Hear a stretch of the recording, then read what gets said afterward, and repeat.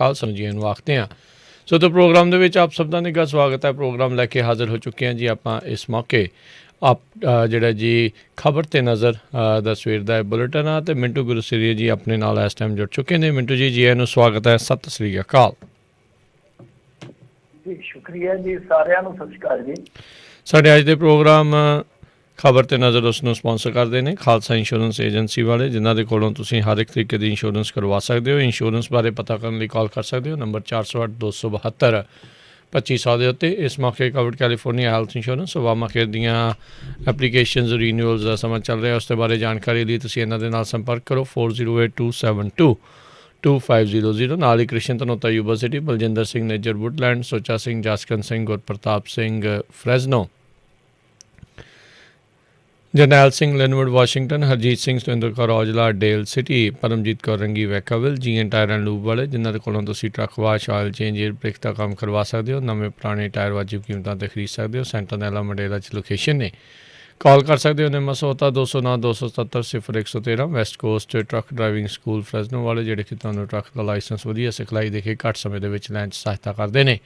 ਕਾਲ ਜੀ ਇਟਵਾਲ 559 374 4541। ਇਹਨਾਂ ਸਾਰਿਆਂ ਦਾ ਬਹੁਤ ਬਹੁਤ ਧੰਨਵਾਦ। ਜੇਕਰ ਤੁਸੀਂ ਜਾਂ ਕੋਈ ਹੋਰ ਕਾਰੋਬਾਰ ਇਸ ਪ੍ਰੋਗਰਾਮ ਦੇ ਸਪੋਂਸਰ ਕਰਨਾ ਚਾਹੁੰਦੇ ਹੋ, ਸੰਪਰਕ ਕਰ ਸਕਦੇ ਹੋ ਨੰਬਰ 408 722 7698 ਦੇ ਉੱਤੇ। ਮਿੰਟੂ ਜੀ, ਗੱਲਬਾਤ ਦਾ ਸਿਲਸਿਲਾ ਸ਼ੁਰੂ ਕਰਦੇ ਜਾਈਏ। ਜਗਰਾਓਂ ਮੰਡੀ ਦੇ ਵਿੱਚ ਮਹਾ ਪੰਚਾਇਤ ਲੋਕਾਂ ਦਾ ਸੈਲਾਬ ਉਮੜਿਆ। ਹਾਂਜੀ ਬਿਲਕੁਲ। ਰਾਜਸਥਾਨ, ਹਰਿਆਣਾ ਔਰ ਉੱਤਰਾਖੰਡ ਤੋਂ ਬਾਅਦ ਵੈਸੇ ਯੂਪੀ ਦੇ ਵਿੱਚ ਵੀ ਇਹ ਜਿਹੜਾ ਸਿਲਸਿਲਾ ਚੱਲਿਆ ਸੀਗਾ ਮਹਾ ਪੰਚਾਇਤਾਂ ਦਾ, ਤਾਂ ਹੁਣ ਪੰਜਾਬ ਦੇ ਵਿੱਚ ਵੀ ਇਸ ਦਾ ਆਗਾਜ਼ ਹੋ ਗਿਆ। ਆਗਾਜ਼ ਅੱਛਾ, ਜਿਵੇਂ ਕਹਿੰਦੇ ਹੁੰਦੇ ਆ ਆਗਾਜ਼ ਅੱਛਾ ਹੈ, ਅੰਜਾਮ ਖੁਦਾ ਜਾਣੇ। ਅੰਜਾਮ ਕੀ ਹੋਊਗਾ ਉਹਦਾ ਪਤਾ ਨਹੀਂ, ਪਰ ਆਗਾਜ਼ ਪੰਜਾਬ ਦੇ ਵਿੱਚ ਅੱਛਾ ਹੋਇਆ। ਬਹੁਤ ਵੱਡਾ ਇਕੱਠ ਸੀਗਾ। ਤੁਸੀਂ ਤਸਵੀਰਾਂ ਵੱਖ ਵੱਖ ਮਾਧਿਅਮ ਰਾਹੀਂ ਦੇਖ ਸਕਦੇ ਹੋ। ਬਹੁਤ ਸਾਰੀਆਂ ਫੁਟੇਜ ਜਿਹੜੀਆਂ ਨੇ ਉਹ ਹੈਗੀਆਂ ਨੇ ਸੋਸ਼ਲ ਮੀਡੀਆ 'ਤੇ ਵੀ ਹੈ, ਵੈਸੇ ਵੀ ਜਿਹੜੇ ਮੀਡੀਆ ਆਊਟਲੈਟ ਕਵਰ ਕਰ ਰਹੇ ਸੀਗੇ ਉੱਥੇ ਉਹਨਾਂ ਨੇ ਵੀ ਇਹ ਫੋਟੋਆਂ ਸਾਰੀਆਂ ਜਿਹੜੀਆਂ ਸ਼ਾਇਆ ਕੀਤੀਆਂ ਨੇ। ਤਾਂ ਬਹੁਤ ਵੱਡਾ ਇਕੱਠ ਸੀਗਾ, ਉਹਦੇ 'ਚ ਕੋਈ ਸ਼ੱਕ ਨਹੀਂ, ਕੋਈ ਦੋ ਰਾਏ ਨਹੀਂ। ਅਤੇ ਇਕੱਠ ਵੀ ਆਪ ਮੁਹਾਰਾ ਸੀਗਾ। ਜਦੋਂ ਆਪ ਮੁਹਾਰੇ ਇਕੱਠ ਹੁੰਦੇ ਤੁਹਾਨੂੰ ਪਤਾ ਫਿਰ ਬਹੁਤ ਕੁਛ ਬਦਲ ਦਿੰਦੇ ਨੇ। ਖਾਸ ਤੌਰ 'ਤੇ ਜੋ ਰਾਜਨੀਤੀ ਦੇ ਵਿੱਚ ਸਮੀਕਰਨ ਬੜੇ ਮਹੱਤਵਪੂਰਨ ਸਮੀਕਰਨ ਹੁੰਦੇ ਆ, ਤਾਂ ਉਹਨਾਂ ਨੂੰ ਵੀ ਬਦਲ ਦਿੰਦੇ ਆ ਜਿਹੜੇ ਆਪ ਮੁਹਾਰੇ ਇਕੱਠ ਹੁੰਦੇ ਆ। ਤਾਂ ਹੁਣ ਇਹ ਜਿਹੜੇ ਇਕੱਠ ਸ਼ੁਰੂ ਹੋਏ ਆ ਪੰਜਾਬ ਦੇ ਵਿੱਚ, ਵੇਖੋ ਕਿੰਨੇ ਇਕੱਠ ਹੁੰਦੇ ਆ, ਕਦੋਂ ਤੱਕ ਇਹ ਸਿਲਸਿਲਾ ਚੱਲਦਾ। ਪਰ ਇਹ ਜਿਹੜੀ ਮਹਾ ਪੰਚਾਇਤ ਹੋਈ ਆ, ਇਹ ਤੁਸੀਂ ਦੇਖ ਲਓ ਕਿ ਪਰਸੋਂ ਇਹਨਾਂ ਨੇ ਮੇਰੇ ਖਿਆਲ ਦੇ ਨਾਲ ਕਿਹਾ ਸੀਗਾ, ਤਾਂ ਅੱਜ ਇਹ ਇੱਕ ਆਯੋਜਨ ਹੋ ਗਿਆ। ਕੁਛ ਘੰਟਿਆਂ ਦੇ ਅੰਦਰ ਅੰਦਰ ਇਕੱਠ ਹੋਇਆ ਔਰ ਬੜਾ ਜ਼ਬਰਦਸਤ ਇਕੱਠ ਹੋਇਆ। ਇਹਦੇ ਵਿੱਚ ਤਕਰੀਰਾਂ ਬਹੁਤ ਸਾਰੇ ਲੀਡਰਾਂ ਨੇ ਕੀਤੀਆਂ, ਪਰ ਵਿਸ਼ੇਸ਼ ਤੌਰ 'ਤੇ ਜੇ ਆਪਾਂ ਲਈਏ ਤਾਂ ਮਨਜੀਤ ਧਨੇਰ ਹੋਰਾਂ ਦੀ ਬੜੀ ਵਧੀਆ ਸਪੀਚ ਸੀਗੀ, ਵੱਡੀ ਸਪੀਚ ਸੀਗੀ। ਕਿਉਂ? ਉਹਦਾ ਇੱਕ ਕਾਰਨ ਇਹ ਸੀਗਾ ਕਿ ਉਹਨਾਂ ਦੇ ਜਵਾਈ ਦੀ ਮੌਤ ਹੋਈ ਸੀ ਕੁਝ ਸਮਾਂ ਪਹਿਲਾਂ, ਕੁਛ ਦਿਨ ਪਹਿਲੇ ਕਹਿ ਸਕਦੇ ਹੋ। ਤਾਂ ਇੱਕ ਜਿੱਦਾਂ ਕਹਿ ਲਓ ਕਿ ਕਈ ਵਾਰ ਬੰਦੇ ਦੇ ਜ਼ਹਿਨ 'ਤੇ ਉਹ ਚੀਜ਼ਾਂ ਹਾਵੀ ਹੁੰਦੀਆਂ, ਉਹ ਸੋਚ ਜਿਹੜਾ ਚਿਹਰੇ ਤੋਂ ਵੀ ਝਲਕਦਾ ਬੋਲਾਂ 'ਚ ਵੀ। ਪਰ ਉਹਨਾਂ ਦੇ ਭਾਸ਼ਣ ਦੇ ਵਿੱਚ ਜੋਸ਼ ਸੀ। ਹਾਲਾਂਕਿ ਉਹਨਾਂ ਨੇ ਚਲੋ 26 ਜਨਵਰੀ ਨੂੰ ਫਿਰ ਇੱਕ ਵਾਰੀ ਦੁਹਰਾਇਆ, ਕਿਹਾ ਕਿ ਕਿਸਾਨਾਂ ਨੇ ਸਮੇਂ ਸਿਰ ਹੀ ਦੁਸ਼ਮਣ ਦੀ ਪਛਾਣ ਕਰ ਲਈ ਹੈ। ਮਤਲਬ ਕਿ ਉਸ ਚੀਜ਼ ਨੂੰ ਉਹਨਾਂ ਨੇ ਰਿਪੀਟ ਕੀਤਾ, ਜਿਹੜੀ ਚੀਜ਼ ਬਾਰੇ ਲੋਕ ਕਹਿੰਦੇ ਆ, ਸਲਾਹ ਦਿੰਦੇ ਆ ਕਿ ਹੁਣ ਭੁੱਲ ਕੇ ਅੱਗੇ ਵਧੋ। ਤਾਂ ਉਹਨਾਂ ਨੇ ਕਿਹਾ ਕਿ ਇਹ ਘੋਲ ਕਿਸਾਨੀ ਦਾ ਨਹੀਂ, ਦੁਕਾਨੀ ਦਾ ਵੀ ਆ। ਮਤਲਬ ਕਿ ਅੱਛੀਆਂ ਗੱਲਾਂ ਸੀਗੀਆਂ ਇਹ, ਕਿ ਇਹਦੇ ਨਾਲ ਕਾਰੋਬਾਰੀ ਵੀ ਜੁੜੀ ਹੈ, ਜਿਹੜੀ ਕਿ ਦੁਕਾਨ ਦੀ ਕਾਰੋਬਾਰੀ ਕਹਿ ਸਕਦੇ ਹਾਂ ਆਪਾਂ। ਨਾਲ ਉਹਨਾਂ ਨੇ ਟਕੈਤ ਦੇ ਅਥਰੂਆਂ ਦੀ ਗੱਲ ਕੀਤੀ ਕਿ ਉਹ ਜਿਹੜੇ ਅਥਰੂ ਸੀਗੇ ਉਹਨਾਂ ਨੇ ਕਿਸਾਨ ਮੋਰਚੇ ਨੂੰ ਮੁੜ ਖੜਾ ਕੀਤਾ। ਅਤੇ ਨਾਲ ਨਰਿੰਦਰ ਤੋਮਰ ਹੋਰਾਂ ਨੂੰ ਉਹਨਾਂ ਨੇ ਕਿਹਾ ਕਿ ਹਰੀਆਂ ਐਨਕਾਂ ਵਾਲਾ ਖਚਰਾ ਹੈ ਖੇਤੀ ਮੰਤਰੀ, ਕੁਛ ਇਸ ਤਰ੍ਹਾਂ ਦੇ ਉਹਨਾਂ ਦੇ ਬੋਲ ਸੀ। ਉਸ ਤੋਂ ਬਾਅਦ ਢੁੱਡੀਕੇ ਸਾਹਿਬ ਬੋਲੇ ਆ, ਉਹਨਾਂ ਨੇ ਵੀ ਕਿਹਾ ਕਿ ਇਹ ਘੋਲ ਹੈ ਜਿਹੜਾ ਹਿੰਦੂ ਸਿੱਖ ਦਾ ਘੋਲ ਆ। ਮਤਲਬ ਕਿ ਹਿੰਦੂ ਸਿੱਖ ਦਾ ਘੋਲ ਬਣਾਉਣ ਦਾ ਯਤਨ ਕੀਤਾ ਜਾ ਰਿਹਾ, ਜਦਕਿ ਕਿਸਾਨੀ ਘੋਲ ਆ। ਫਿਰ ਇਸ ਤੋਂ ਇਲਾਵਾ ਉਹਨਾਂ ਨੇ ਕਿਹਾ ਕਿ ਸਾਡਾ ਏਜੰਡਾ ਜਿਹੜਾ ਤਿੰਨੇ ਕਾਨੂੰਨ ਵਾਪਸ ਕਰਵਾਉਣਾ ਅਤੇ MSP ਦੀ ਗਰੰਟੀ ਲੈਣਾ। ਇਸ ਤੋਂ ਇਲਾਵਾ ਰਾਜੇਵਾਲ ਹੋਰੀ ਵੀ ਬੋਲੇ ਆ। ਇਹ ਤੁਹਾਨੂੰ ਪਤਾ ਜਦੋਂ ਬੋਲਦੇ ਤਾਂ ਕਾਫੀ ਫੈਕਟ ਰੱਖਦੇ ਆ, ਕਾਫੀ ਇਹਨਾਂ ਕੋਲ ਤਜਰਬਾ, ਉਹ ਤਜਰਬੇ ਵਿੱਚੋਂ ਭਿਉਂ ਕੇ ਗੱਲਾਂ ਕੱਢਦੇ ਆ।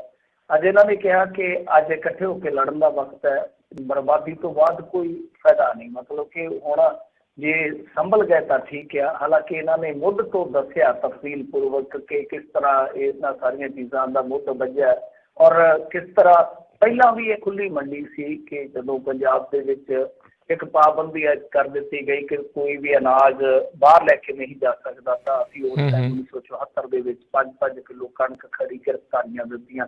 ਉਹਨਾਂ ਨੇ ਮਤਲਬ ਕਿ ਉਹ ਦੌਰ ਵੀ ਗਿਣਾਇਆ। ਇਸ ਤੋਂ ਇਲਾਵਾ ਉਹਨਾਂ ਨੇ ਕਿਹਾ ਕਿ ਪੰਜਾਬ ਕਿਸਾਨੀ ਮੋਰਚੇ ਦਾ ਮੋਢੀ ਹੈ ਤੇ ਬਾਕੀ ਸੂਬੇ ਜਿਹੜੇ ਆ ਬਾਅਦ ਦੇ ਵਿੱਚ ਆਏ ਆ। ਤੇ ਕੇਂਦਰ ਸਰਕਾਰ ਬਾਰੇ ਉਹ ਕਹਿ ਰਹੇ ਸੀਗੇ ਕਿ ਸਰਕਾਰ ਹੁਣ ਫਸ ਚੁੱਕੀ ਹੈ, ਦੁਨੀਆ ਦਾ ਫੇਲ ਹੋਇਆ ਮਾਡਲ ਭਾਰਤੀ ਕਿਸਾਨਾਂ ਤੇ ਇਹ ਲਾਗੂ ਕਰਨ ਜਾ ਰਹੇ ਆ। ਖੇਤੀ ਕਾਨੂੰਨ ਦਾ ਇੱਕ ਦਾਣਾ ਜਿਹੜਾ ਉਹ ਕਾਲਾ ਮੋਦੀ ਸਰਕਾਰ ਨੂੰ ਪਤਾ ਹੈ। ਮਤਲਬ ਕਿ ਉਹਨਾਂ ਨੇ ਕਿਹਾ ਸੀਗਾ ਨਾ ਕਿ ਦੱਸੋ ਕਿ ਕੀ ਕੁਛ ਕਾਲਾ ਹੈ। ਤੇ ਇਹ ਕਹਿੰਦੇ ਕਿ ਮੋਦੀ ਸਰਕਾਰ ਨਾਲ ਖੇਤੀ ਕਾਨੂੰਨ ਤੇ ਹਰ ਕਲਾਜ਼ ਤੇ 3 ਵਾਰ ਚਰਚਾ ਹੋਈ ਹੈ। ਮਤਲਬ ਕਿ ਕਲਾਜ਼ ਬਾਏ ਕਲਾਜ਼ ਅਸੀਂ ਉਹ ਸਭ ਕੁਛ ਗਿਣਾ ਚੁੱਕੇ ਹਨ। ਤਾਂ ਉਹਨਾਂ ਨੂੰ ਮੰਤਰੀਆਂ ਕੋਲੋਂ ਕਹਿੰਦੇ ਕਿ ਇਹਨਾਂ ਖੇਤੀ ਕਾਨੂੰਨਾਂ ਬਾਰੇ ਕੋਈ ਜਵਾਬ ਨਹੀਂ ਹੈ। ਇਹ ਕਾਨੂੰਨ ਕਿਸਾਨਾਂ ਲਈ ਨਹੀਂ, ਕਾਰਪੋਰੇਟ ਲਈ ਆ। ਮੋਦੀ ਭਾਰਤ ਦਾ ਸਭ ਤੋਂ ਵੱਡਾ ਡਰਾਮੇਬਾਜ਼ ਤੇ ਝੂਠਾ ਪ੍ਰਧਾਨ ਮੰਤਰੀ ਹੈ, ਕਿਉਂਕਿ ਉਹਨਾਂ ਨੇ ਕੁਛ ਜਿਹੜੇ ਸ਼ਬਦ ਇਸਤੇਮਾਲ ਕੀਤੇ ਸੀ ਆਪਣੇ ਭਾਸ਼ਣ ਦੇ ਵਿੱਚ ਬੀਤੇ ਦਿਨ, ਤਾਂ ਉਸ ਭਾਸ਼ਣਬਾਜ਼ੀ ਨੂੰ ਲੈ ਕੇ ਕਿਤੇ ਨਾ ਕਿਤੇ ਤਲਖੀ ਹੈ ਕਿਸਾਨ ਸਮਾਜ 'ਚ। ਤੇ ਇਸ ਤਰ੍ਹਾਂ ਇੱਕ ਤਕਰੀਰ ਜਿਹੜੀ ਆ ਉਹ ਗਰਾਹਾਂ ਸਾਹਿਬ ਦੀ ਵੀ ਸੀਗੀ। ਉਹ ਗਰਾਹਾਂ ਬੜਾ ਨਾਪ ਤੋਲ ਕੇ ਬੋਲੇ ਆ ਕਿ ਪੰਜਾਬ ਦਾ ਬੱਚਾ ਅੰਦੋਲਨਕਾਰੀ ਹੈ, 2.5 ਮਹੀਨੇ ਤੋਂ ਇਹ ਅੰਦੋਲਨ ਜਿਹੜਾ ਸਾਡਾ ਜਾਰੀ ਹੈ, ਪਰ ਮੋਦੀ ਕਿਸਾਨਾਂ ਨੂੰ ਬੁੱਧੂ ਬਣਾ ਰਿਹਾ ਹੈ। ਤੇ ਨਾਲ ਉਹਨਾਂ ਨੇ ਦਾਅਵਾ ਕੀਤਾ ਕਿ 86 ਤੋਂ ਜ਼ਿਆਦਾ ਕਿਸਾਨਾਂ ਦੀਆਂ, ਮਤਲਬ ਕਿ 86 ਤੋਂ ਭਾਵ 86% ਤੋਂ ਜ਼ਿਆਦਾ ਕਿਸਾਨਾਂ ਦੀਆਂ ਜ਼ਮੀਨਾਂ ਜਾਣਗੀਆਂ। ਅਡਾਨੀ ਦਾ ਗੋਦਾਮ ਹੈ ਇੱਕ ਮੰਡੀ, ਪ੍ਰਾਈਵੇਟ ਪਲੇਅਰ ਸਰਕਾਰੀ ਮੰਡੀਆਂ ਨੂੰ ਫੇਲ ਕਰ ਦੇਣਗੇ, ਇਹਨਾਂ ਨੇ ਗੱਲਾਂ ਰੱਖੀਆਂ ਨੇ। ਖੈਰ ਇਹ ਕੁਛ ਤਕਰੀਰਾਂ ਦੇ ਅੰਸ਼ ਸੀਗੇ, ਵੈਸੇ ਤਾਂ ਤਕਰੀਰਾਂ ਦਾ ਹਿਸਾਬ ਕਿਤਾਬ ਹੋਇਆ ਪਿਆ। ਤਾਂ ਕੁਛ ਤਕਰੀਰਾਂ ਜਿਹੜੀਆਂ ਮੈਂ ਤੁਹਾਨੂੰ ਦੱਸੀਆਂ ਨੇ ਕਿ ਮੇਨ ਇਹੀ ਤਕਰੀਰਾਂ ਸੀਗੀਆਂ, ਉਹਨਾਂ ਦੇ ਵਿੱਚ ਇਹ ਮੇਨ ਅੰਸ਼ ਸੀਗੇ। ਪਰ ਅੱਜ ਰਾਜੇਵਾਲ ਜੀ ਦੀ ਸਿਕਿਉਰਿਟੀ ਬਾਰੇ ਵੀ ਕਾਫੀ ਚਰਚਾ ਹੈ ਸੋਸ਼ਲ ਮੀਡੀਆ 'ਤੇ, ਮੈਂ ਦੇਖ ਰਿਹਾ ਸੀਗਾ। ਤਾਂ ਹੁਣ ਖਬਰ ਆ ਰਹੀ ਸੀਗੀ, ਇੱਕ ਮੀਡੀਆ ਆਊਟਲੈਟ ਨੇ ਦੱਸਿਆ ਕਿ ਉਹਨਾਂ ਨੂੰ ਕੋਈ ਥ੍ਰੈਟ ਸੀਗਾ। ਮੌਕੇ 'ਤੇ ਸ਼ਾਇਦ ਪੁਲਿਸ ਦੇ ਕੋਲ ਇਨਪੁਟ ਸੀਗੀ, ਤਾਂ ਉਹਨਾਂ ਨੂੰ ਉੱਥੋਂ ਬਹੁਤ ਤਕੜੀ ਸਿਕਿਉਰਿਟੀ ਦੇ ਵਿੱਚੋਂ ਕੱਢਿਆ ਗਿਆ। ਤਾਂ ਲੋਕ ਮਜ਼ਾਕ ਉਡਾ ਰਹੇ ਨੇ, ਇਹਨਾਂ ਨੂੰ ਸਿਕਿਉਰਿਟੀ ਮਿਲ ਚੁੱਕੀ ਹੈ। ਤੁਹਾਨੂੰ ਪਤਾ ਹੀ ਹੈ ਕੁਛ ਲੋਕ ਫਿਰ ਇਸ ਕਰਕੇ ਤੋਂ ਕਰਦੇ ਆ। ਖੈਰ ਇਹ ਸਾਰੀਆਂ ਸਪੀਚਾਂ ਹੋਈਆਂ ਨੇ, ਤਕਰੀਰਾਂ ਹੋਈਆਂ ਨੇ। ਹੁਣ ਪਤਾ ਨਹੀਂ ਅੱਗੋਂ ਕਦੋਂ ਇਹ ਫੈਸਲਾ ਕਰਦੇ ਆ ਕਿ ਭਾਈ ਅਸੀਂ ਅਗਲੀ ਮਹਾਪੰਚਾਇਤ ਪੰਜਾਬ ਦੇ ਵਿੱਚ ਕਰਨੀ ਹੈ, ਜੇ ਕਰਨੀ ਹੈ ਤਾਂ ਕਿੱਥੇ ਕਰਨੀ ਹੈ, ਕਦੋਂ ਕਰਨੀ ਹੈ। ਪਰ ਇਕੱਠ ਨੇ ਦੱਸ ਦਿੱਤਾ ਕਿ ਲੋਕ ਇਹਨਾਂ ਦੇ ਨਾਲ ਆ, ਹਾਲੇ ਵੀ ਲੋਕ ਇਹਨਾਂ ਦੇ ਨਾਲ ਆ। ਲੋਕ ਇਹਨਾਂ ਤੋਂ ਇਹ ਨਿਬੇੜਾ ਚਾਹੁੰਦੇ ਆ ਕਿ ਇਹਨਾਂ ਕਾਨੂੰਨਾਂ ਬਾਰੇ ਜਿਹੜਾ ਰੇੜਕਾ ਵਾ ਉਹ ਨਿਬੜ ਜਾਵੇ, ਜਿੱਤ ਸਾਡੀ ਹੋ ਜਾਵੇ। ਪਰ ਦੇਖੋ ਸਾਰੀਆਂ ਚੀਜ਼ਾਂ ਠੀਕ ਕਹੀਆਂ ਜਾ ਸਕਦੀਆਂ। ਇਹਨਾਂ ਦੇ ਦਬਾਅ ਵੀ ਸੀਗਾ ਕਿਉਂਕਿ ਟਕੈਤ ਲਗਾਤਾਰ ਮਹਾਪੰਚਾਇਤਾਂ ਕਰਦੇ ਜਾ ਰਹੇ ਸੀਗੇ, ਤਾਂ ਇਹਨਾਂ ਦਾ ਮੋਰਚਾ ਜਿਹੜਾ ਲਗਾਤਾਰ ਸਵਾਲਾਂ ਦੇ ਵਿੱਚ ਘੇਰੇ ਹੇਠ ਸੀਗਾ। ਤਾਂ ਐਸਾ ਇਕੱਠ ਕਰਕੇ ਇਹਨਾਂ ਨੇ ਕੁਛ ਸਵਾਲਾਂ ਦਾ ਜਵਾਬ ਦਿੱਤਾ। ਪਰ ਜਿਹੜੀ ਚੀਜ਼ ਤੁਸੀਂ ਨੋਟ ਕਰੋਗੇ ਇਸ ਸਾਰੇ ਪ੍ਰਕਰਨ ਦੇ ਵਿੱਚ, ਜੋ ਅੱਜ ਦੀ ਇਹ ਮਹਾਪੰਚਾਇਤ ਸੀਗੀ, ਇਸ ਸਾਰੇ ਪ੍ਰਕਰਨ ਦੇ ਵਿੱਚੋਂ ਜਿਹੜੀ ਇੱਕ ਚੀਜ਼ ਕੱਢੋਗੇ ਉਹ ਇਹ ਆ ਕਿ ਦੇਖੋ ਠੀਕ ਆ, ਲੀਡਰਾਂ ਨੇ ਆਪੋ ਆਪਣੇ ਪੱਧਰ ਤੇ ਅੱਛੀਆਂ ਗੱਲਾਂ ਕੀਤੀਆਂ ਨੇ, ਕਿਸੇ ਨੇ ਕੋਈ ਮਾੜੀ ਗੱਲ ਨਹੀਂ ਕੀਤੀ। ਬੇਸ਼ੱਕ ਵੀ 1-2 ਲੀਡਰਾਂ ਨੇ ਉਹੀ ਗਦਾਰ, ਉਹੀ 26 ਜਨਵਰੀ, ਮੁਹਾਰਣੀ ਫਿਰ ਉਹਨਾਂ ਨੇ ਪੜ੍ਹੀ ਆ। ਪਰ ਚਲੋ ਬਾਕੀ ਓਵਰਆਲ ਠੀਕ ਰਿਹਾ। ਅਸਲ ਦੇ ਵਿੱਚ ਜਿਹੜੀ ਗੱਲ ਘਾਟ ਦੇ ਤੌਰ ਤੇ ਇੱਥੇ ਮਹਿਸੂਸ ਕੀਤੀ ਜਾ ਸਕਦੀ ਆ ਉਹ ਇਹ ਆ ਕਿ ਹਾਲੇ ਵੀ ਪੰਜਾਬੀਆਂ ਨੂੰ ਉਸ ਪੱਧਰ ਤੇ, ਜਿਸ ਪੱਧਰ ਤੇ ਪੰਜਾਬ ਨੂੰ ਇਸ ਚੀਜ਼ ਦਾ ਇਫੈਕਟ ਪੈਣਾ ਵਾ, ਜਿਸ ਚੀਜ਼ ਨੇ ਇੱਥੇ ਬਹੁਤ ਵੱਡੀ ਸੱਟ ਮਾਰਨੀ ਹੈ ਆਰਥਿਕ ਬਾਜ਼ਾਰ ਨੂੰ, ਤਾਂ ਜੋ ਮੋਬਲਾਈਜੇਸ਼ਨ ਹੋਣੀ ਚਾਹੀਦੀ ਹੈ, ਮੋਬਲਾਈਜੇਸ਼ਨ ਜਿਹੜੀ ਹੋਣੀ ਚਾਹੀਦੀ, ਮੋਬਲਾਈਜ਼ ਕਰਨੇ ਚਾਹੀਦੇ ਲੋਕਾਂ ਨੂੰ ਜਿਸ ਪੱਧਰ ਤੇ, ਲੱਗਦਾ ਕਿ ਹਾਲੇ ਕਾਫੀ ਦੂਰ ਦਾ ਕੰਮ ਹੈ। ਲਾਮਬੰਦੀ ਫਿਰ ਨਵੇਂ ਸਿਰੇ ਤੋਂ ਕਰਨੀ ਪਊਗੀ। ਪਰ ਦੂਜੀ ਚੀਜ਼ ਜਿਹੜੀ ਮਹੱਤਵਪੂਰਨ ਹੈ ਕਿ ਚੜੂਨੀ ਸਾਹਿਬ ਪਰਸੋਂ ਇੱਕ ਵੀਡੀਓ ਰਾਹੀਂ ਅਪੀਲ ਜਾਰੀ ਕਰਦੇ ਆ ਕਿ ਤੁਸੀਂ ਦਲਿਤ ਭਰਾਵੋ ਸਾਡੇ ਨਾਲ ਖੜੋ, ਸਾਡਾ ਸਾਥ ਦੇਵੋ। ਔਰ ਵੈਸੇ ਵੀ ਦਲਿਤ ਭਾਈਚਾਰੇ ਦਾ ਸਾਥ ਬਹੁਤ ਜ਼ਰੂਰੀ ਹੈ ਜਦੋਂ ਇਸ ਤਰ੍ਹਾਂ ਦਾ ਸਮਾਜਿਕ ਘੋਲ ਲੜਿਆ ਜਾਵੇ। ਪਰ ਕਮਾਲ ਦੀ ਗੱਲ ਹੈ ਕਿ ਜਿਸ ਸੂਬੇ ਦੇ ਵਿੱਚ ਆਪਾਂ ਦੇਖਦੇ ਹਾਂ ਦੇਸ਼ ਭਰ ਦੇ ਵਿੱਚੋਂ ਵਸੋਂ ਜ਼ਿਆਦੀ ਹੈ ਦਲਿਤ ਭਾਈਚਾਰੇ ਦੀ, ਤਾਂ ਉਸ ਸੂਬੇ ਦੇ ਵਿੱਚ ਦਲਿਤ ਭਾਈਚਾਰੇ ਦੇ, ਹਾਲਾਂਕਿ ਲੀਡਰਸ਼ਿਪ ਦੇ ਵਿੱਚ ਵੀ ਕਹਿ ਲਓ ਕਿ ਬੰਦੇ ਹੈਗੇ ਆ ਉਹਨਾਂ ਦੇ ਜਿਹੜੇ ਮਤਲਬ ਕਿ ਦਲਿਤਾਂ ਦੇ ਹੱਕਾਂ ਵਾਸਤੇ ਲੜਦੇ ਆ, ਪਰ ਕਹਿਣ ਦਾ ਮਤਲਬ ਇਹ ਹੈ ਕਿ ਪਾਸਿਓਂ ਅਪੀਲ ਹੋ ਰਹੀ ਹੈ ਦਲਿਤ ਭਾਈਚਾਰੇ ਨੂੰ ਕਿ ਤੁਹਾਡੇ ਬਿਨਾਂ ਲੜਾਈ ਜਿਹੜੀ ਆ ਉਹ ਗਾਹ ਨਹੀਂ ਵਧਣੀ।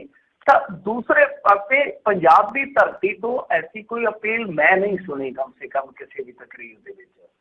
ਮਤਲਬ ਕਿ ਜਿਸ ਤਰੀਕੇ ਨਾਲ ਇਸ ਅੰਦੋਲਨ ਨੂੰ ਵਧਾਇਆ ਜਾਣਾ ਚਾਹੀਦਾ, ਕਿਉਂਕਿ ਜਾਤ ਸਮੀਕਰਨ ਇੰਡੀਆ ਦੀ ਰਾਜਨੀਤੀ ਦੇ ਵਿੱਚ ਇੱਕ ਪ੍ਰੈਸ਼ਰ ਪੁਆਇੰਟ ਸਾਬਤ ਹੁੰਦੇ ਜਦੋਂ ਇਸ ਤਰ੍ਹਾਂ ਦੀ ਕੂਟਨੀਤਿਕ ਲੜਾਈ ਚੱਲਦੀ ਹੋਵੇ। ਮਿਸਾਲ ਮੈਂ ਦੇ ਦਿੰਦਾ ਤੁਹਾਨੂੰ, ਯੂਪੀ ਦੇ ਵਿੱਚ ਦੁਬਾਰ ਤੋਂ ਮੁਸਲਿਮ ਜੱਟ ਇਕੱਠੇ ਹੋ ਰਹੇ ਆ। ਆਪਾਂ ਜੱਟ ਕਹਿ ਦਿੰਦੇ ਉਹ ਜਾਟ ਆ। ਪੱਛਮੀ ਉੱਤਰ ਪ੍ਰਦੇਸ਼ ਦੇ ਵਿੱਚ 42 ਸੀਟਾਂ ਆ ਕਿ ਉਹ 42 ਚੋਂ 36 ਇਸੇ ਕਰਕੇ ਜਿੱਤ ਗਏ ਸੀ ਭਾਜਪਾ ਵਾਲੇ, ਕਿਉਂਕਿ ਇਹ ਦੋਨੇ ਜਾਣੇ ਜਿਹੜੇ ਸੀਗੇ ਮਤਲਬ ਕਿ ਜਾਟ ਤੇ ਮੁਸਲਿਮ ਇਹ ਅੱਡੋ ਪਾਟੀ ਹੋ ਗਏ ਸੀਗੇ। ਹੁਣ ਉਹ ਦੁਬਾਰਾ ਇਕੱਠੇ ਹੋ ਰਹੇ ਆ। ਯੋਗੀ ਤੇ ਉੱਥੇ ਪ੍ਰੈਸ਼ਰ ਵਧੇਗਾ ਕਿਉਂਕਿ ਯੋਗੀ ਤੇ ਮੋਦੀ ਦੇ ਅੰਦਰ ਖਾਤੇ ਦੱਸਦੇ ਆ ਕਿ ਇੱਕ ਸਮਸਾਨ ਹੈ। ਦੂਸਰੇ ਪਾਸੇ ਰਾਜਸਥਾਨ ਦੇ ਵਿੱਚ ਇਹ ਸਿਲਸਿਲਾ ਚੱਲ ਰਿਹਾ, ਹਰਿਆਣੇ ਦੇ ਵਿੱਚ ਇਹ ਸਿਲਸਿਲਾ ਚੱਲ ਰਿਹਾ। ਮਤਲਬ ਕਿ ਜਾਟ ਇਕੱਠੇ ਹੋ ਰਹੇ ਆ, ਇਸ ਤੋਂ ਇਲਾਵਾ ਮੁਸਲਮਾਨ ਇਕੱਠੇ ਹੋ ਰਹੇ ਆ ਔਰ ਹੌਲੀ ਹੌਲੀ ਹੁਣ ਦਲਿਤ ਭਾਈਚਾਰਾ ਵੀ ਇਸ ਲੜਾਈ ਦੇ ਵਿੱਚ ਅੱਗੇ ਆ ਰਿਹਾ।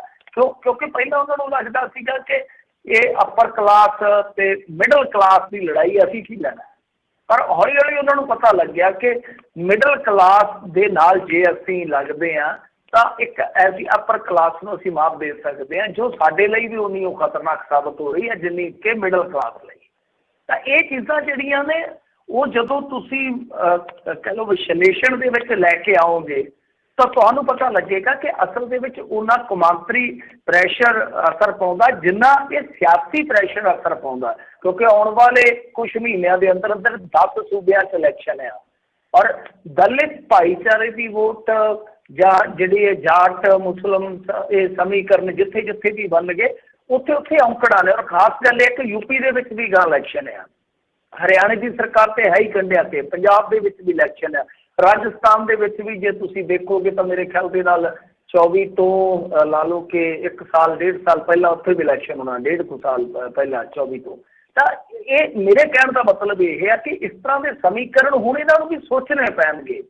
ਇਹ ਜਿਹੜੀਆਂ ਜਥੇਬੰਦੀਆਂ ਇਹਨਾਂ ਨੂੰ ਵੇਖਣਾ ਪਏਗਾ ਕਿ ਤੁਸੀਂ ਹੁਣ ਇੱਕ ਬਹੁਤ ਵੱਡੀ ਲੜਾਈ ਦੇ ਵਿੱਚ ਉਲਝੇ ਪਏ ਹੋ ਤਾਂ ਉਸ ਲੜਾਈ ਦੇ ਵਿੱਚ ਕਿਸੇ ਪੱਖ ਤੋਂ ਹੁਣੇ ਨਹੀਂ ਰਹਿਣਾ ਚਾਹੀਦਾ। ਤੇ ਇਹ ਕਿਸੇ ਵੀ ਭਾਈਚਾਰੇ ਨੂੰ ਤੁਸੀਂ ਤਦ ਹੀ ਸ਼ਾਮਲ ਕਰ ਸਕਦੇ ਹੋ ਜੇ ਉਹਨਾਂ ਨੂੰ ਬਰੋਬਰ ਜਗ੍ਹਾ ਦਿਓਗੇ, ਜੇ ਉਹਨਾਂ ਨੂੰ ਬਰੋਬਰ ਸਤਿਕਾਰ ਦਿਓਗੇ ਜਾਂ ਉਹਨਾਂ ਨੂੰ ਬਰੋਬਰ ਭਰੋਸਾ ਦਿਓਗੇ ਕਿ ਹਾਂ ਅਸੀਂ ਵੀ ਤੁਹਾਡੇ ਨਾਲ ਖਲੋਵਾਂਗੇ। ਤਾਂ ਮੇਰੇ ਕਹਿਣ ਦਾ ਮਤਲਬ ਕਿ ਪੰਜਾਬ ਇੱਕ ਆਈਡੀਅਲ ਮੰਚ ਸੀਗਾ ਜਿੱਥੋਂ ਸ਼ੁਰੂਆਤ ਕੀਤੀ ਜਾ ਸਕਦੀ ਸੀ, ਪਰ ਪਤਾ ਨਹੀਂ ਕਿਉਂ ਇੱਕ ਵਾਰੀ ਤਾਂ ਕਹਿ ਲਈਏ ਕਿ ਉਕਾਈ ਹੋਈ ਹੈ। ਜਿਹੜੀ ਮੈਨੂੰ ਪਰਸਨਲ ਥੋੜੀ ਫੀਲ ਹੋਈ ਹੈ ਕਿ ਚੜੂਨੀ ਸਾਹਿਬ ਪਰਸੋਂ ਬੜੀ ਇਮੋਸ਼ਨਲ ਅਪੀਲ ਕਰ ਰਹੇ ਸੀਗੇ ਤਾਂ ਇੱਥੇ ਸਾਡੇ ਆਗੂ ਐਸਾ ਕੁਛ ਨਹੀਂ ਕਰਕੇ ਗਏ। ਕਿਤੇ ਨਾ ਕਿਤੇ ਲੱਗਦਾ ਆ ਕਿ ਪਤਾ ਨਹੀਂ ਭੁੱਲ ਹੋਈ ਆ ਜਾਂ ਆਉਣ ਵਾਲੇ ਸਮੇਂ ਦੇ ਵਿੱਚ ਇਹ ਸਭ ਕੁਛ ਜਿਹੜਾ ਅੱਗੇ ਜਾ ਕੇ ਸਾਨੂੰ ਵੇਖਣ ਨੂੰ ਮਿਲੇਗਾ।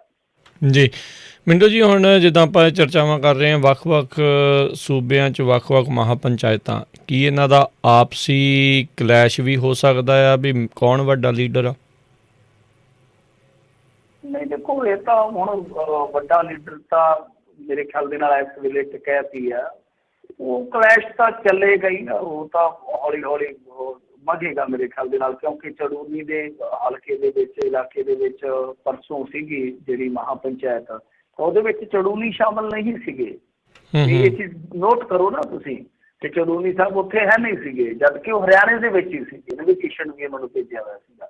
ਟੱਕਰ ਤਾਂ ਚੱਲੇਗੀ, ਪਰ ਉਹ ਜਿਹੜੀ ਮੈਂ ਤੁਹਾਨੂੰ ਗੱਲ ਕਹਿ ਰਿਹਾ ਨਾ ਕਿ ਕਾਂਗਰਸ ਵੀ ਲੱਗੀ ਹੋਈ ਹੈ। ਕਾਂਗਰਸ ਦੇ ਵਿੱਚ ਵੀ ਇੱਕ ਕਹਿ ਲਓ ਕਿ ਕਾਲਾਪਨ ਹੈ। ਰਾਜਸਥਾਨ ਦੇ ਵਿੱਚ ਕੱਲ੍ਹ ਨੂੰ ਰਾਹੁਲ ਗਾਂਧੀ ਜਾ ਰਿਹਾ ਹੈ, ਪ੍ਰਿਯੰਕਾ ਗਾਂਧੀ ਯੂਪੀ ਦੇ ਵਿੱਚ ਵਾਗਡੋਰ ਸੰਭਾਲ ਰਹੀ ਆ, ਹੁੱਡਾ ਹਰਿਆਣੇ ਦੇ ਵਿੱਚ ਬਹੁਤ ਜ਼ਿਆਦਾ ਐਕਟਿਵ ਹੋ ਗਏ ਨੇ, ਪੰਜਾਬ ਦੇ ਵਿੱਚ ਤਾਂ ਹੈਗੀ ਆ ਉਹਨਾਂ ਦੀ ਗੌਰਮੈਂਟ ਅਤੇ ਐਕਟਿਵ ਵੀ ਆ, ਉਹ ਇਸ ਸੰਘਰਸ਼ ਦੇ ਵਿੱਚ ਵੀ ਚੱਲ ਰਹੇ ਨੇ। ਉਹਨਾਂ ਨੇ ਫ੍ਰੀ ਹੈਂਡ ਦਿੱਤਾ ਕਿਸਾਨ ਜਥੇਬੰਦੀਆਂ ਨੂੰ। ਕਹਿਣ ਦਾ ਮਤਲਬ ਹੈ ਕਿ ਰਾਜਨੀਤੀ ਤਾਂ ਇਸ ਅੰਦੋਲਨ ਦੇ ਵਿੱਚ ਕਹਿ ਲਓ ਕਿ ਕਿਤੇ ਨਾ ਕਿਤੇ ਆ ਰਹੀ ਹੈ, ਉਹ ਤਾਂ ਚੱਲਣੀ ਔਰ ਕੋਈ ਵੀ ਅੰਦੋਲਨ ਇੰਡੀਆ ਦੇ ਵਿੱਚ ਰਾਜਨੀਤੀ ਤੋਂ ਪਰੇ ਜਿਹੜਾ ਰਹਿਣਾ ਉਹ ਅਸੰਭਵ ਹੈ ਤਕਰੀਬਨ, ਖਾਸ ਤੌਰ 'ਤੇ ਇੰਨਾ ਲੰਮਾ ਜਦੋਂ ਐਜੂਕੇਸ਼ਨ ਚੱਲ ਜਾਏਗਾ। ਪਰ ਫਿਰ ਵੀ ਇਹਨਾਂ ਨੇ ਥੋੜ੍ਹਾ ਪੰਜਾਬ ਵਾਲਿਆਂ ਨੇ ਬਚਾ ਕੇ ਰੱਖਿਆ ਹੋਇਆ। ਤਾਂ ਇਹ ਜ਼ਰੂਰ ਹੈ ਕਿ ਇੱਕ ਤਾਂ ਜਿੱਦਾਂ ਕਹਿ ਲਓ ਚੈਲੰਜ ਹੈਗਾ ਹੀ ਆ ਕਿ ਅਸੀਂ ਵੱਡੇ ਆ ਔਰ ਪੰਜਾਬ ਨੂੰ ਹਾਲ ਦੀ ਘੜੀ ਦੇ ਵਿੱਚ ਉਹ ਮੋਢੀ ਮੰਨ ਵੀ ਰਹੇ ਆ। ਪੰਜਾਬੀਆਂ ਨੇ ਸ਼ਕਤੀ ਪ੍ਰਦਰਸ਼ਨ ਕਰ ਦਿੱਤਾ ਮੇਰੇ ਖਿਆਲ ਦੇ ਨਾਲ। ਜੇ ਕੋਈ ਭੁਲੇਖਾ ਭਰਮ ਹੋਊਗਾ ਤਾਂ ਉਹ ਨਿਕਲ ਗਿਆ ਹੋਊਗਾ। ਵੈਸੇ ਇੱਕ ਤਾਂ ਤੇ ਚੱਲਣੀ ਹੈ ਨਾ ਰਾਜਨੀਤੀ, ਤੇ ਹੋਣੀ ਹੈ, ਪਤਾ ਨਹੀਂ ਕੱਲ੍ਹ ਨੂੰ ਕੀ ਹੋਏਗਾ। ਪਰ ਮੇਰੇ ਕਹਿਣ ਦਾ ਮਤਲਬ ਹੈ ਕਿ ਜੇ ਲੜਾਈ ਜਿੱਤਣੀ ਹੈ, ਜਿੱਤਣ ਵਾਸਤੇ ਖੇਡ ਰਹੇ ਆ, ਤਾਂ ਜਿਹੜਾ ਇਹ ਸਾਡੇ ਇੱਥੇ ਕਾਸਟ ਸਿਸਟਮ ਹੈ, ਜਿਹੜੀ ਡਿਵੀਜ਼ਨ ਹੁੰਦੀ ਆ, ਔਰ ਉਸ ਤੋਂ ਬਾਅਦ ਜਿਹਨੂੰ ਇਹ ਮਾਈਕਰੋ ਸੋਸ਼ਲ ਇੰਜੀਨੀਅਰਿੰਗ ਵੀ ਕਹਿ ਦਿੰਦੇ ਆ, ਉਹ ਜਿਹੜੀਆਂ ਚੀਜ਼ਾਂ ਨੇ ਉਹ ਸਾਡੀਆਂ ਇੱਥੇ ਰਾਜਨੀਤਿਕ ਧਿਰਾਂ ਵਾਸਤੇ ਬਹੁਤ ਵੱਡੀਆਂ ਚੁਣੌਤੀਆਂ ਬਣ ਜਾਂਦੀਆਂ ਨੇ।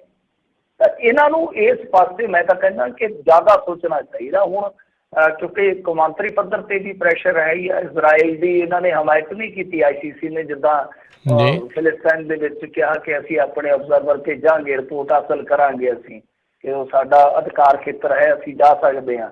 ਤਾਂ ਇਜ਼ਰਾਈਲ ਨੇ ਖੁੱਲ੍ਹੇ ਰੂਪ ਦੇ ਵਿੱਚ ਇੰਡੀਆ ਤੋਂ ਸਮਰਥਨ ਮੰਗਿਆ, ਪਰ ਇੰਡੀਆ ਦੀ ਜਾ ਨਹੀਂ ਪੈ ਰਹੀ ਕਿ ਅਸੀਂ ਹੁਣ ਖੁੱਲ੍ਹੇ ਰੂਪ ਦੇ ਵਿੱਚ ਜਿਵੇਂ ਅੱਗੇ ਕਰਦੇ ਸੀਗੇ ਸਪੋਰਟ, ਕਿਸ ਤਰ੍ਹਾਂ ਉਹਨਾਂ ਨੂੰ ਸਪੋਰਟ ਕਰ ਦਈਏ।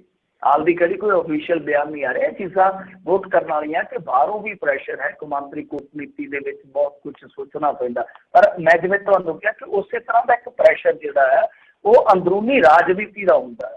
ਤਾਂ ਜਦ ਤੁਸੀਂ ਇਸ ਮੁਕਾਮ 'ਤੇ ਇੱਥੋਂ ਤੱਕ ਪਹੁੰਚ ਗਏ ਹੋ, ਜੇ ਤੁਸੀਂ ਹੁਣ ਵੱਡੇ ਛੋਟੇ ਵਾਲੇ ਤੁਹਾਡੇ ਮੁਤਾਬਕ ਜਿਵੇਂ ਤੁਸੀਂ ਕਿਹਾ, ਜੇ ਵੱਡੇ ਛੋਟੇ ਵਾਲੀ ਖੇਡ ਦੇ ਵਿੱਚ ਉਲਝ ਗਏ ਤਾਂ ਫਿਰ ਤੁਸੀਂ ਵੱਡੇ ਛੋਟੇ ਤੇ ਹੋ ਸਕਦੇ ਹੋ, ਪਰ ਲੋਕਾਂ ਦੇ ਹੱਥਾਂ 'ਚ ਛੋਟੇ ਵੀ ਵੇਖ ਲਿਓ।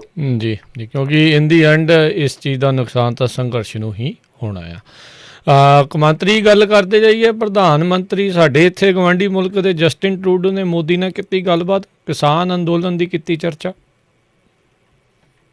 ਹਾਂਜੀ ਦੇਖੋ, ਇਹ ਵੈਸੇ ਉਦਣ ਵਾਲੀ ਉਹ ਗੱਲ ਹੈ ਜਿਵੇਂ ਅਮਰੀਕਾ ਦੇ ਨਾਲ ਇਹਨਾਂ ਨੇ ਗੱਲਬਾਤ ਕੀਤੀ ਸੀ, ਬਾਈਡਨ ਦੇ ਨਾਲ ਗੱਲਬਾਤ ਕੀਤੀ ਸੀਗੀ, ਤਾਂ ਉਸ ਤੋਂ ਬਾਅਦ ਦੋ ਤਰ੍ਹਾਂ ਦੇ ਬਿਆਨ ਸੀਗੇ। ਇੱਕ ਤਾਂ ਗੋਦੀ ਮੀਡੀਆ ਨੇ ਜਿਸ ਤਰ੍ਹਾਂ ਦੱਸਿਆ ਕਿ ਮੋਦੀ ਸਾਹਿਬ ਨੇ ਵਧਾਈ ਦੇ, ਇੱਕ ਤਾਂ ਇਹ ਸੀਗਾ ਚਲੋ ਨਿਬੜ ਗਿਆ ਕੰਮ, ਕਿ ਮੋਦੀ ਸਾਹਿਬ ਨੇ ਬਾਈਡਨ ਦੇ ਨਾਲ ਗੱਲ ਕੀਤੀ ਤਾਂ ਵਧਾਈ ਦਿੱਤੀ, ਬਸ ਠੀਕ ਠਾਕ ਹੋ ਗਿਆ। ਵਧਾਈ ਤਾਂ ਉਹਨਾਂ ਨੇ ਟਵੀਟ ਦੇ ਜ਼ਰੀਏ ਵੀ ਦੇ ਦਿੱਤੀ ਸੀਗੀ, ਪਰ ਜਦ ਤੁਸੀਂ ਉਹਨਾਂ ਦਾ ਵਾਈਟ ਹਾਊਸ ਵੱਲੋਂ ਜਿਹੜਾ ਉਹ ਸੀਗਾ ਓਫੀਸ਼ੀਅਲੀ ਸਟੇਟਮੈਂਟ ਦੇਖੋਗੇ ਤਾਂ ਉਹਦੇ ਵਿੱਚ ਕੁਛ ਚੀਜ਼ਾਂ ਜਿਹੜੀਆਂ ਉਹ ਬੜੀਆਂ ਸਪਸ਼ਟ ਲਿਖੀਆਂ ਗਈਆਂ ਸੀਗੀਆਂ ਤਾਕੀਦ ਦੇ ਰੂਪ ਦੇ ਵਿੱਚ। ਤਾਂ ਮਾਮਲਾ ਬਿਲਕੁਲ ਉਲਟ ਸੀ।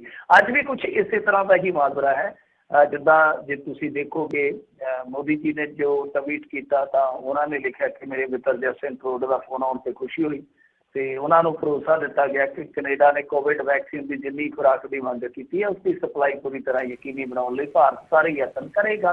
ਮਤਲਬ ਹੋਰ ਵੀ ਆ, ਗੱਲਬਾਤ ਤੋਂ ਲੰਮੀ ਹੈ ਥੋੜ੍ਹੀ, ਮੈਂ ਇੱਥੇ ਹੀ ਰੋਕ ਦਿੰਦਾ, ਇੱਥੇ ਹੀ ਵਿਰਾਮ ਦੇ ਦਿੰਦਾ ਕਿ ਉਹ ਕੀ ਜਤਾ ਰਹੇ ਨੇ ਕਿ ਕੈਨੇਡਾ ਨੇ ਉਹਨਾਂ ਤੋਂ ਵੈਕਸੀਨ ਮੰਗੀ ਹੈ, ਕਿਉਂਕਿ ਇੰਡੀਆ ਦੇ ਵਿੱਚ ਵੈਕਸੀਨ ਅਪਰੂਵਲ ਹੋਈ ਹੈ ਨਾ। ਸੋ ਉਹਨਾਂ ਨੇ ਤੇ ਇੱਕ ਤਰ੍ਹਾਂ ਨਾਲ ਕਹਿ ਲਓ ਕਿ ਨੰਬਰ ਪੁੱਟਣ ਦਾ ਯਤਨ ਕੀਤਾ ਕਿ ਦੇਖ ਲਓ ਟਰੂਡੋ ਸਾਥੋਂ ਵੈਕਸੀਨ ਮੰਗਣ ਡਿਆ, ਟੀਕਾ ਮੰਗਣ ਡਿਆ। ਹੁਣ ਦੂਜੇ ਪਾਸੇ ਜਿਹੜਾ ਕੈਨੇਡਾ ਦਾ ਬਿਆਨ ਹੈ ਉਹ ਥੋੜਾ ਜਿਹਾ ਟੇਢਾ ਵਾ, ਖਾਸ ਤੌਰ ਤੇ ਚਲੋ ਬਾਕੀ ਗੱਲਾਂ ਤਾਂ ਹੈ ਹੀ ਆ ਉਹਦੇ ਵਿੱਚ ਕਿ ਕਲਾਈਮੇਟ ਚੇਂਜ ਦੀ ਗੱਲ ਆ, ਵਰਲਡ ਇਕੋਨਮੀ ਦੀ ਗੱਲ ਆ, ਉਹ ਸਾਰਾ ਕੁਛ ਹੈ। ਪਰ ਓਫੀਸ਼ੀਅਲੀ ਜਿਹੜੀ ਗੱਲ ਉਹਨਾਂ ਨੇ ਇੱਕ ਕਹੀ ਹੈ ਉਹਦੇ ਵਿੱਚ ਇਹ ਵੀ ਆਖਿਆ ਕਿ ਦੋਹਾਂ ਨੇਤਾਵਾਂ ਨੇ ਕੈਨੇਡਾ ਤੇ ਭਾਰਤ ਦੇ ਲੋਕਤੰਤਰੀ ਸਿਧਾਂਤਾਂ ਪ੍ਰਤੀ ਵਚਨਬੱਧਤਾ, ਹਾਲੀਆ ਵਿਰੋਧ ਪ੍ਰਦਰਸ਼ਨ ਅਤੇ ਗੱਲਬਾਤ ਰਾਹੀਂ ਮੁੱਦਿਆਂ ਨੂੰ ਹੱਲ ਕਰਨ ਦੇ ਮਹੱਤਵ ਤੇ ਚਰਚਾ ਕੀਤੀ ਹੈ। ਮਤਲਬ ਕਿ ਲੋਕਤਾਂਤਰਿਕ ਸਿਧਾਂਤਾਂ ਪ੍ਰਤੀ ਵਚਨਬੱਧਤਾ ਦੀ ਗੱਲ ਵੀ ਆ ਗਈ, ਔਰ ਪਲੱਸ ਜੋ ਪ੍ਰੋਟੈਸਟ ਚੱਲ ਰਹੇ, ਮਤਲਬ ਕਿ ਫਾਰਮਰ ਐਜੀਟੇਸ਼ਨ ਜੋ ਚੱਲ ਰਿਹਾ, ਇਹਨਾਂ ਸਾਰੀਆਂ ਗੱਲਾਂ ਤੇ ਵੀ ਚਰਚਾ ਕੀਤੀ ਹੈ। ਤਾਂ ਤੁਸੀਂ ਦੇਖ ਲਓ ਕਿ ਜ਼ਮੀਨ ਅਸਮਾਨ ਦਾ ਫਰਕ ਪੈ ਜਾਂਦਾ ਦੋਹਾਂ ਹੀ ਸਟੇਟਮੈਂਟਾਂ ਦੇ ਵਿੱਚ, ਕਿ ਉਹ ਇੱਕ ਤਰ੍ਹਾਂ ਨਾਲ ਕਹਿ ਲਓ ਕਿ ਵੈਕਸੀਨ ਡਿਪਲੋਮੈਸੀ ਖੇਡ ਰਹੇ ਆ ਮੋਦੀ ਸਾਹਿਬ, ਸਾਡੇ ਪ੍ਰਧਾਨ ਸੇਵਕ ਤੁਹਾਨੂੰ ਪਤਾ ਥੋੜੇ ਚੰਟ ਨੇ, ਤੇ ਦੂਸਰੇ ਪਾਸੇ ਉਹ ਇਸ ਗੱਲ ਨੂੰ ਕਿਸ ਤਰ੍ਹਾਂ ਖੋਲ ਕੇ ਦੱਸ ਰਹੇ ਆ ਕਿ ਵਿਚਾਰਾਂ ਸਾਡੀਆਂ ਇਹਨਾਂ ਪਹਿਲੂਆਂ ਤੇ ਹੋਈਆਂ, ਅਸੀਂ ਕੋਈ ਖੁਰਾਕ ਨਹੀਂ, ਹੋ ਸਕਦਾ ਵੈਕਸੀਨ ਦੀ ਗੱਲ ਵੀ ਹੋਈ ਹੋਵੇ, ਉਹਨਾਂ ਨੇ ਇਹ ਨਹੀਂ ਦੱਸਿਆ ਕਿ ਅਸੀਂ ਇਕੱਲੀ ਵੈਕਸੀਨ ਵਾਸਤੇ ਹੀ ਗੱਲ ਕੀਤੀ ਹੈ।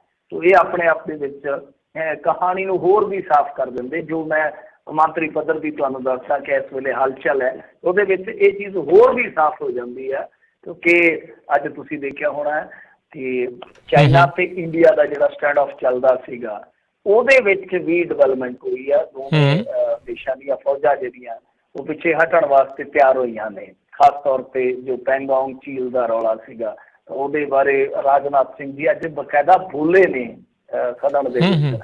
ਹਾਲਾਂਕਿ ਉਹਦੇ ਵਿੱਚ ਵੀ ਸਾਫ਼ ਹੈ ਕਿ 8 ਫਿੰਗਰ ਤੱਕ ਕਿਹਾ ਗਿਆ ਕਿ ਚਾਈਨਾ ਰਹੂਗਾ, ਤੇ ਥਰਡ ਫਿੰਗਰ ਤੱਕ ਇਹ ਰਹੂਗਾ, ਜਦ ਕਿ ਇੰਡੀਆ 6 ਫਿੰਗਰ ਤੱਕ ਕਲੇਮ ਕਰਦਾ ਸੀ ਔਰ 10 ਕਿਲੋਮੀਟਰ ਦਾ ਏਰੀਆ ਜਿਹੜਾ ਉਹ ਖਾਲੀ ਛਡਾ ਲਿਆ ਗਿਆ। ਬਾਕੀ ਉਹ ਡੈਥ ਹਾਊਸ ਦਾ ਜਾਂ ਡੋਗਰਾ ਦਾ ਜਾਂ ਦੌਲਤ ਬੇਗੋਲਡੀ ਦਾ ਕੁਛ ਵੀ ਜ਼ਿਕਰ ਨਹੀਂ ਹੈ। ਤਾਂ ਕਹਿਣ ਦਾ ਮਤਲਬ ਕਿ ਡਿਵੈਲਪਮੈਂਟ, ਚਲੋ ਮੈਂ ਇੱਧਰ ਨਹੀਂ ਬਹੁਤਾ ਜਾਂਦਾ, ਗੱਲ ਮੈਂ ਇਹ ਕਰ ਰਿਹਾ ਵਾ ਕਿ ਡਿਵੈਲਪਮੈਂਟ ਇੱਧਰੋਂ ਵੀ ਹੋ ਰਹੀ ਆ। ਸੋ ਕੌਮਾਂਤਰੀ ਕੂਟਨੀਤੀ ਦੇ ਵਿੱਚ ਹਾਲੇ ਬਹੁਤ ਉੱਠਕ ਬੈਠਕ ਹੋਣੇ ਆ। ਸੋ ਦੂਸਰੇ ਪੱਖ ਤੋਂ ਇਹ ਗੱਲ ਆ ਕਿ ਜਿਹੜੀ ਵੈਕਸੀਨ ਡਿਪਲੋਮੈਸੀ ਆ, ਮੇਰੇ ਖਿਆਲ ਦੇ ਨਾਲ ਪ੍ਰਧਾਨ ਸੇਵਕ ਨੂੰ ਥੋੜ੍ਹੀ ਜਿਹੀ ਹੁਣ ਸੰਭਲ ਕੇ ਕਰਨ ਦੀ ਜ਼ਰੂਰਤ ਹੈ, ਕਿਤੇ ਪੁੱਠਾ ਨਾ ਪਵੇ ਮਾਰਦਰਾ ਕਿਸੇ ਪੱਖ ਤੋਂ, ਕਿਉਂਕਿ ਲਗਾਤਾਰ ਦੋ ਦੇਸ਼ਾਂ ਦੇ ਨਾਲ ਦੋ ਬਹੁਤ ਮਹੱਤਵਪੂਰਨ ਜਿਹੜੇ ਕਹਿ ਲਓ ਇੰਡੀਆ ਦੇ ਇੱਕ ਤਰ੍ਹਾਂ ਨਾਲ ਕਹਿ ਲਓ ਕਿ ਨੇੜਲੇ ਸਹਿਯੋਗੀ ਆ, ਤਾਂ ਦੋਨਾਂ ਦੇ ਨਾਲ ਗੱਲਬਾਤ ਹੋਈ ਆ ਹਾਲੀਆ ਦਿਨਾਂ ਦੇ ਵਿੱਚ। ਦੋਨਾਂ ਹੀ ਗੱਲਬਾਤਾਂ ਦੇ ਵਿੱਚ ਉਲਟ ਉਧਰੋਂ ਮਜ਼ਮੂਨ ਜਿਹੜੇ ਆ ਸਾਹਮਣੇ ਆਏ ਆ।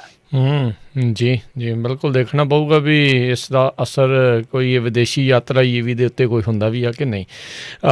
ਅਗਲੀ ਜਿਹੜੀ ਆਪਾਂ ਗੱਲ ਕਰੀਏ, ਸੰਯੁਕਤ ਕਿਸਾਨ ਮੋਰਚੇ ਵੱਲੋਂ ਹਰਪਾਲ ਸੰਘਾ ਮੁੜ ਬਹਾਲ।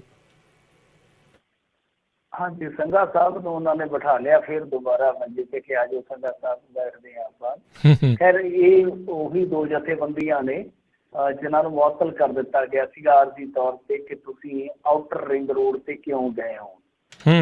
ਇਹ 27 ਤਰੀਕ ਨੂੰ ਹੀ ਕਹਿ ਲਓ ਕਿ ਇਹਨਾਂ ਨੂੰ ਮੁਲਤਵੀ ਕਰ ਦਿੱਤਾ ਸੀਗਾ, ਸਸਪੈਂਸ਼ਨ ਹੋ ਗਈ ਸੀਗੀ।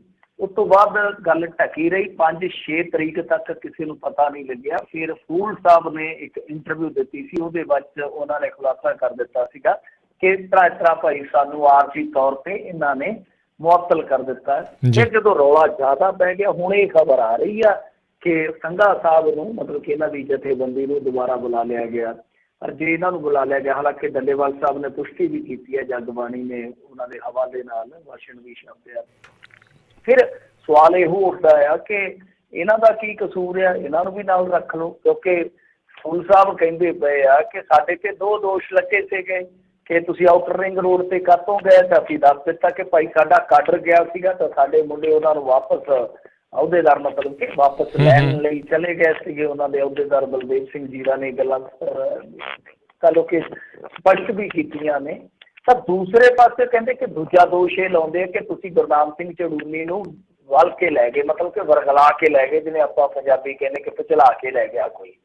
ਤੇ ਬੰਦਾ ਪੁੱਛੇ ਕਿ ਝੜੂਨੀ ਸਾਹਿਬ ਜਿਹੜੇ ਆ ਉਹ ਕੋਈ 7-8 ਸਾਲਾਂ ਦੇ ਬਾਲ ਆ, ਵੀ ਉਹਨਾਂ ਨੂੰ ਕੋਈ ਪੁੱਛਣ ਲਾ ਕੇ ਲੈ ਗਿਆ ਨਾਲ ਵੀ ਆ ਜਾ ਭਾਈ ਤੈਨੂੰ ਟੋਫੀਆਂ ਲੈ ਕੇ ਆਉਣੇ ਫਲਾਣੀ ਦੁਕਾਨ ਤੋਂ।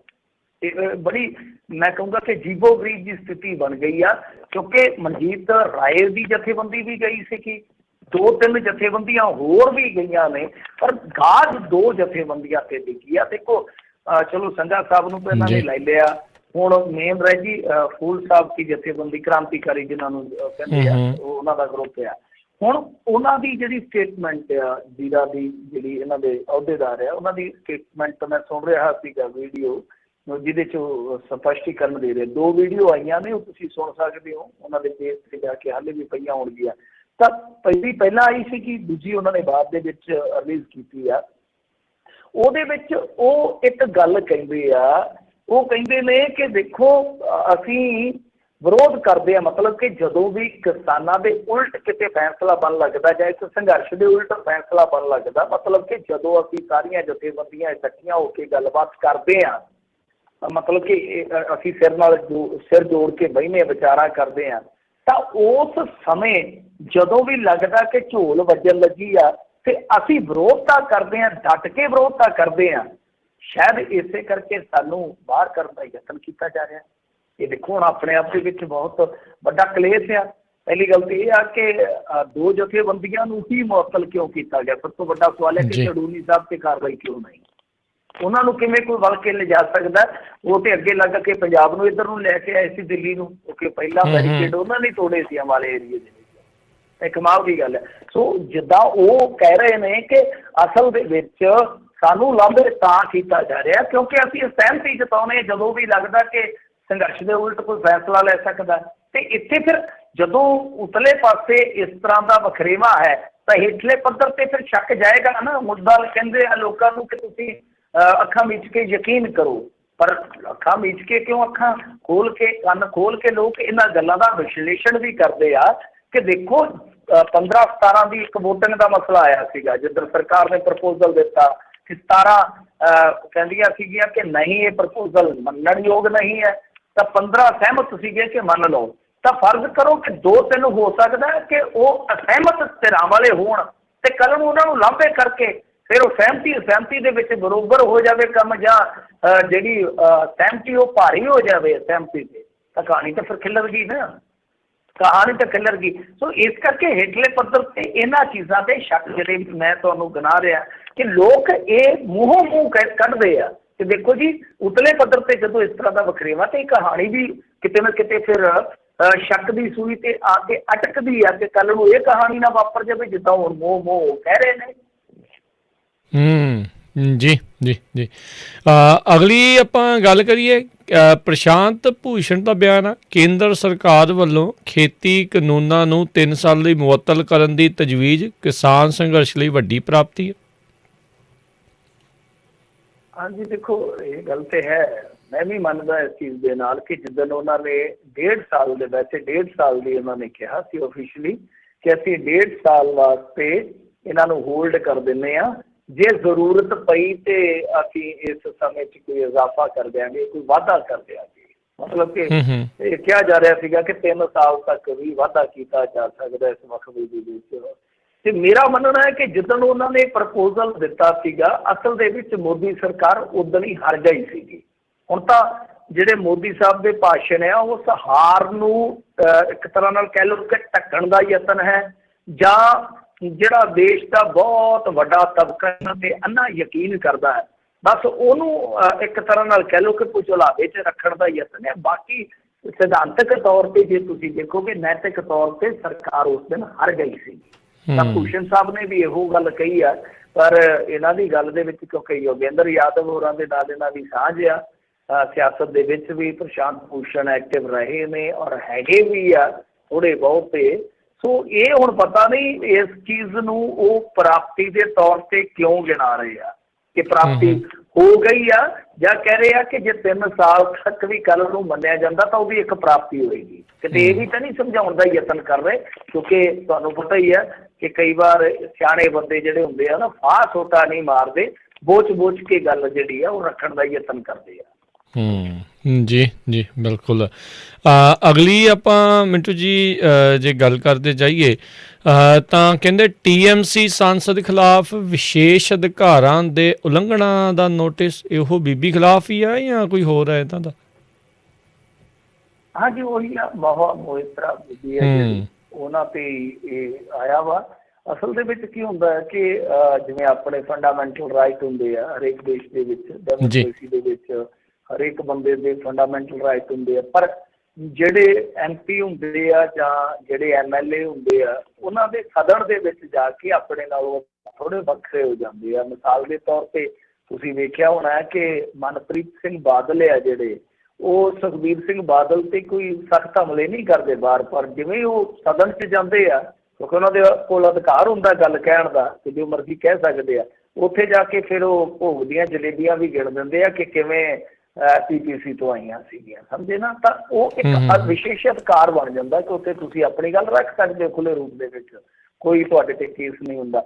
ਪਰ ਇਹ ਆ ਕਿ ਜਿਵੇਂ ਹੁਣ ਮੰਨ ਲਓ ਇੱਕ ਮੈਂਬਰ ਪਾਰਲੀਮੈਂਟ ਆ, ਉਹ ਉੱਥੇ ਝੂਠ ਨਹੀਂ ਬੋਲ ਸਕਦਾ। ਵੈਸੇ ਝੂਠ ਤੁਹਾਨੂੰ ਪਤਾ ਹੀ ਹੈ ਚੱਲ ਵੀ ਜਾਂਦਾ, ਗੁੰਮਰਾਹ ਵੀ ਕਰ ਦਿੰਦੇ ਆ ਲੋਕ। ਇੱਕ ਤਾਂ ਇਹ ਹੁੰਦਾ ਕਿ ਕੋਈ ਉੱਥੇ ਝੂਠ ਨਹੀਂ ਮਾਰ ਸਕਦਾ, ਕਿਉਂਕਿ ਇਹ ਵੀ ਇੱਕ ਤਰ੍ਹਾਂ ਨਾਲ ਕਹਿ ਲਓ ਕਿ ਜੋ ਉੱਥੇ ਮਰਿਆਦਾ ਉਹਦਾ ਹਨਣ ਹੋ ਜਾਂਦਾ। ਜਾਂ ਇੱਕ ਜਿੱਦਾਂ ਹੁਣ ਇਸ ਤਰ੍ਹਾਂ ਨੋਟਿਸ ਦਿੱਤਾ ਜਾ ਰਿਹਾ ਭਾਰਤੀ ਜਨਤਾ ਪਾਰਟੀ ਦੇ 2 MPs ਵੱਲੋਂ ਕਿ ਇਹਨਾਂ ਨੇ ਜੋ ਵਿਸ਼ੇਸ਼ ਅਧਿਕਾਰ ਹੈ ਉਹਦਾ ਹਨਣ ਕੀਤਾ, ਘਾਣ ਕੀਤਾ। ਮਤਲਬ ਕਿਹਦਾ? ਕਿਉਂਕਿ ਜਿਹੜੇ ਬੰਦੇ ਬਾਬਤ ਬੋਲ ਰਹੇ ਆ ਉਹ ਵੀ ਮੈਂਬਰ ਪਾਰਲੀਮੈਂਟ ਆ, ਮਤਲਬ ਕਿ ਉੱਥੇ ਜਿਹੜੇ ਵਿਸ਼ੇਸ਼ ਅਧਿਕਾਰ ਹੈ ਉਹਨਾਂ ਦਾ ਤੁਹਾਨੂੰ ਹਰ ਹਾਲਤ ਦੇ ਵਿੱਚ ਸਤਿਕਾਰ ਕਰਨਾ ਪਊਗਾ ਦੂਸਰੇ ਦਾ। ਤਾਂ ਇਹ ਨੋਟਿਸ ਆਇਆ ਕਿਉਂਕਿ ਇਹਨਾਂ ਨੇ ਮੇਰੇ ਖਿਆਲ ਦੇ ਨਾਲ ਗਗੋਈ ਸਾਹਿਬ 'ਤੇ ਨਿਸ਼ਾਨਾ ਕੱਸਿਆ ਸੀਗਾ, ਇਸ ਕਰਕੇ ਆਇਆ। ਦੇਖੋ ਹੁਣ ਕੀ ਬਣਦਾ, ਪਰ ਇਸ ਤਰ੍ਹਾਂ ਦੇ ਨੋਟਿਸ ਆਉਂਦੇ ਜ਼ਰੂਰ ਆ। ਇਹਨਾਂ ਨੇ ਤਾਂ ਮੈਂਬਰਸ਼ਿਪ ਰੱਦ ਕਰਨ ਦਾ ਕਿਹਾ ਕਿ ਮੈਂਬਰਸ਼ਿਪ ਜਿਹੜੀ ਹੈ ਉਹ ਰੱਦ ਕੀਤੀ ਜਾਵੇ, ਪਰ ਐਸਾ ਕਰਨਾ ਜਿਹੜਾ ਪੋਸੀਬਲ ਨਹੀਂ ਹੁੰਦਾ।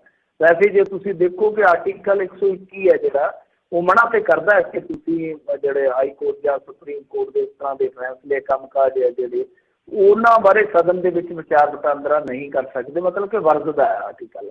ਪਰੰਤੂ ਇਹ ਹੈ ਕਿ ਜੇ ਕੋਈ ਸਾਬਕਾ ਇਸ ਤਰ੍ਹਾਂ ਦਾ ਜਸਟਿਸ ਹੈ ਜਿਹੜਾ ਕਿ ਹੁਣ ਮੌਜੂਦਾ ਦੌਰ ਦੇ ਵਿੱਚ ਇੱਕ ਪੋਲੀਟੀਸ਼ੀਅਨ ਬਣ ਚੁੱਕਾ, ਉਹਦੇ ਤੇ ਕੋਈ ਰੋਕ ਹੈ ਵਿਸ਼ੇਸ਼ ਤੌਰ ਤੇ, ਉਹਦਾ ਨਹੀਂ ਮੈਨੂੰ ਸੰਵਿਧਾਨ ਦੇ ਵਿੱਚ ਪਤਾ।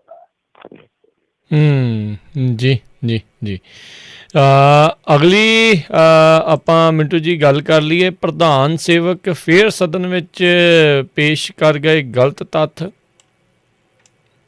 ਹਾਂਜੀ, ਉਹੀ ਗੱਲ ਹੋ ਗਈ ਜਿਹੜੀ ਗੱਲ ਦੀ ਆਪਾਂ ਕਰਦੇ ਸੀ ਅੱਗੇ, ਕਿਉਂਕਿ ਦੇਖੋ ਚਾਨਣਾ ਲੱਗਦਾ ਜਦੋਂ ਭਾਸ਼ਣ ਹੁੰਦਾ ਪ੍ਰਧਾਨ ਮੰਤਰੀ ਦਾ, ਪ੍ਰਧਾਨ ਸੇਵਕ ਜੀ ਦਾ ਭਾਸ਼ਣ ਬਹੁਤ ਲੰਬਾ ਹੁੰਦਾ, ਤਾਂ ਹੌਲੀ ਹੌਲੀ ਫਿਰ ਉਹਨੂੰ ਚਾਨਣਾ ਲੱਗਦਾ ਰਹਿੰਦਾ ਆ, ਤੱਥ ਇਕੱਠੇ ਕੀਤੇ ਜਾਂਦੇ ਆ। ਤਾਂ ਜਿਹੜੀ ਗੱਲ ਨਿਕਲ ਕੇ ਆਈ ਆ, ਕਿਉਂਕਿ ਉਹਨਾਂ ਨੇ ਕਿਹਾ ਸੀਗਾ ਕਿ ਕੁਛ ਲੋਕ ਤਰਕ ਦਿੰਦੇ ਆ ਕਿ ਅਸੀਂ ਯਾਨੀ ਕਿਸਾਨਾਂ ਨੇ ਤਾਂ ਇਹ ਕਾਨੂੰਨ ਮੰਗੇ ਹੀ ਨਹੀਂ ਸੀਗੇ, ਤੁਸੀਂ ਕਾਹਤੋਂ ਦੇ ਦਿੱਤੇ ਆ। ਉਹਨਾਂ ਨੇ ਬੜੇ ਕਾਨੂੰਨ ਗਿਣਾ ਦਿੱਤੇ ਸੀਗੇ ਕਿ ਆਹ ਕਾਨੂੰਨ ਇਹਨਾਂ ਨੇ ਮੰਗਿਆ ਥੋੜ੍ਹਾ ਸੀ, ਆਹ ਕਾਨੂੰਨ ਇਹਨਾਂ ਨੇ ਮੰਗਿਆ ਥੋੜ੍ਹਾ ਸੀਗਾ। ਪਰ ਇਹਨਾਂ ਨੇ ਵਿੱਚ ਜਿੱਦਾਂ ਦਾਜ ਵਿਰੋਧੀ ਕਾਨੂੰਨ ਜਿਹੜਾ ਸੀਗਾ ਉਹਦਾ ਜ਼ਿਕਰ ਕੀਤਾ ਕਿ ਉਹ ਕਿਹੜਾ ਕਿਸੇ ਨੇ ਮੰਗਿਆ ਸੀ, ਬਾਲ ਵਿਆਹ ਵਾਲਾ ਕਾਨੂੰਨ ਕਿਹੜਾ ਮੰਗਿਆ ਸੀਗਾ।